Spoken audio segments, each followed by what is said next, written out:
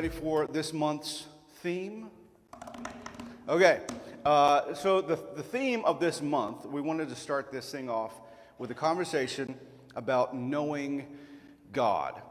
So our month's theme in February is knowing God, and today's topic, we're going to be talking about this concept of knowing God versus knowing about God. There is a big difference between the two. So I've been in church my entire life. I am 23 years old, and I love that no one even reacted. They're like, yeah, of course he is. 47 is my age, and I've been in church my whole life, and I've throughout my whole life, I've picked up some themes and some ideas and some information, and I've learned a lot about God. I've picked up a lot of information about Him, about His Word, about the Bible, and I've collected a lot of information. At 19 years old, I linked up with a traveling ministry. And I connected with this ministry because my desire was to get into acting and comedy, and that's what they used. But their purpose was ministry, not the acting or the comedy. But I got into it for the experience. I linked up with them at 19. I traveled for about a year and a half all across this country, living out of a suitcase. And it was during that season that I realized, oh, ministry. That's what I'm going to be doing for the rest of my life. And so I had that feeling, that sense of calling to get involved in ministry. And then I returned home, and within a couple years, I was hired full-time at a large church to be a youth pastor. And so I felt pretty confident stepping into that role because, like I said, over the course of my years, I had collected a lot of information. I had some working understanding of the Bible. I enjoyed reading it, and so I felt like I had enough information to be helpful. In 2008, my wife and I had been married at that point for a few years, and we had just welcomed our one and only daughter, Berkeley, and she was almost a year older, I guess maybe a little more than a year old. And so on paper, everything was perfect. To quote the Lego movie, everything was awesome. Everything was cool when you're part of a team. Anyway, so we were doing, on paper, great.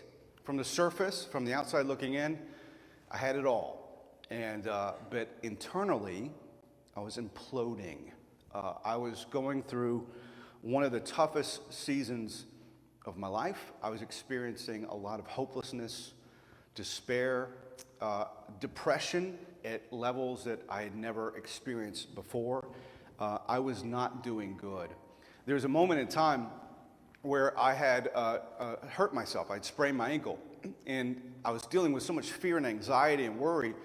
Late at night, I just convinced myself that my sprained ankle was going to kill me. I was going to die from it. This is going to be how I go. And don't ask me why that happened. It just got in my head. I heard a story. And so I woke up my wife, and I'm physically trembling because I'm having a panic attack, and I'm blacking out. And so she figured it was a panic attack, but she took me to the emergency room so they could tell me it's a panic attack, so she didn't have to be the one that tells me you're not dying. So she took me to the emergency room. I think we got there about 1 a.m. And I was sitting in the ER.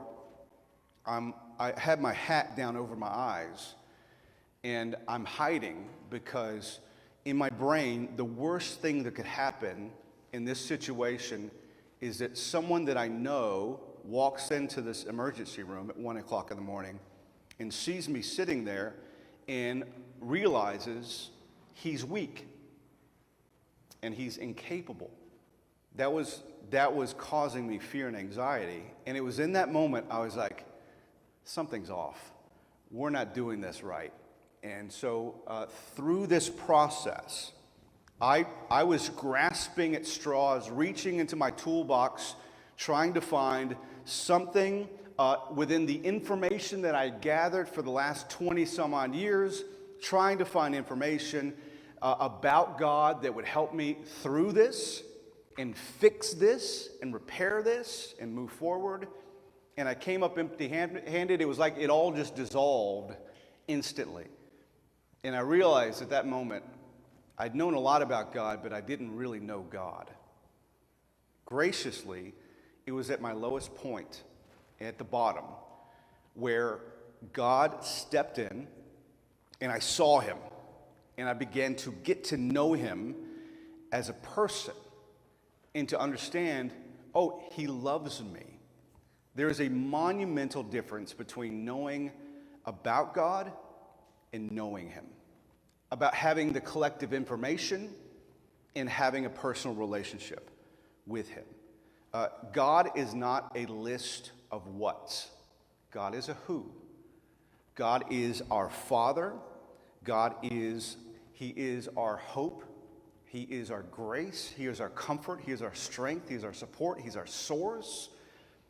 Jesus is our joy. God is love.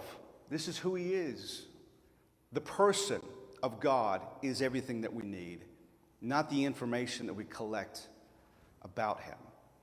It is good to be in a place where we desperately need him. And I think we try to gather enough information and resources to where we can kind of assist ourselves and manage our own lives to where we can avoid needing God. And trust me, at some point, you realize it just doesn't work. One of my favorite verses in the entire Bible is 2 Corinthians chapter 3, 2 Corinthians 3:18, which is a beautiful statement that has a lot of meaning for me, but it says this: we all, with unveiled face, beholding as in a mirror the glory of the Lord, are being transformed into the same image, from glory to glory, just as from the Lord, the Spirit. The Apostle Paul wrote this, and the Apostle Paul had lived a life dedicated to the principles and the rules and the expectations and the standards of God. He knew everything about God. He had all the information, more so than everybody else. He felt confident to act out on this information and hold everybody else accountable and police them for not living up to these expectations as much as he had. Then he met Jesus face to face. He had an encounter on this road that was not expected, to say the least. He was on a path to try to do what he does in terms of ministry, in terms of religion, and he is blindsided. He is caught off guard. This divine intervention where Jesus himself shows up, and it changed Paul at a cellular level. I mean, it completely changed him. It transfigured him. It transformed him. He became a different person fundamentally. And then the priorities and the goals and the desires and the passions of his life completely changed. And he talked about not so much his own resume, but the fact that he is weak and Jesus is strong, and that's his purpose, that's his strength, that's everything he needs. It is knowing God, seeing him face to face, that truly changes us. As we behold him as if we're looking in a mirror, you expect to see you looking back at you when you look in a mirror, but to look at who Jesus is, to see him face to face, to have a relationship with him, it changes us. In fact, I would say it this way: the more we get to know him, the more we truly understand ourselves. To behold him, and I love the phrase, with unveiled face, taking the hat off in the emergency room and saying, God, I'm weak and I need you. I think there's a lot of pressure in our culture to keep up appearances, to be strong because everybody expects us to be strong, to make excuses when we fail because obviously it wasn't our fault. But I think there's freedom in saying, I'm weak and I need you and I'm crying out for you. So to truly know him is to truly experience his love, his grace, his kindness for us, and test the boundaries of that and realize there's no end. He loves you, he's for you, and he's never going to walk out on you.